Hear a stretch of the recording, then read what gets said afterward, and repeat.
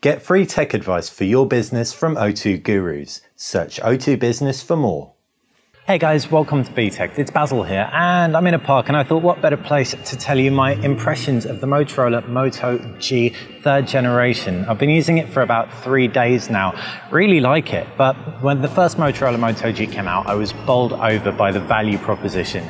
It basically offered something I hadn't seen before at that price point, that 720p, quite large screen at the time, even though it's gotten bigger with the 3rd generation. That Snapdragon processor was very, very capable. 8 gig or 16 gig options really helped, and sure, there were downsides to it. It didn't have LTE when it launched, but it was a very breakthrough product for Motorola.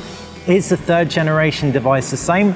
Well, unfortunately, it isn't. It's a really good device, really good.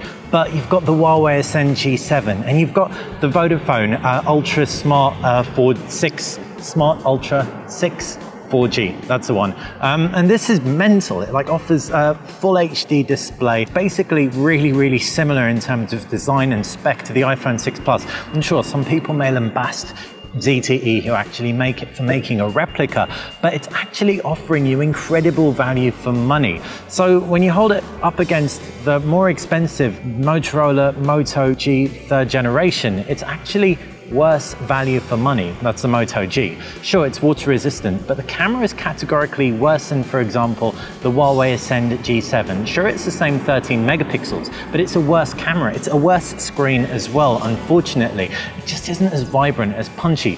The Huawei Ascend G7 costs around 180 quid at the moment, and that's 16 gig, by the way, also expandable. That's a lot less than the 16 gig, 2 gig of RAM variant of the Motorola Moto G. So, while the Motorola Moto G 1st generation was breakthrough, this isn't, but I do still love it. Why? Well, you get that 410 processor, the Snapdragon 410. It's really efficient, so that gives you pretty decent battery life on this thing. What you also have is a good screen, even if it isn't a mind-blowing screen. It's also a decent camera. The front-facing camera is quite competitive. The weather resistance that it ships with really does kind of break it apart from most other devices in the price range. And the 4G as well is pretty great for the £209. I wouldn't recommend you get the lower cost version because you're probably going to run out of memory with 8 gig on board in no time flat.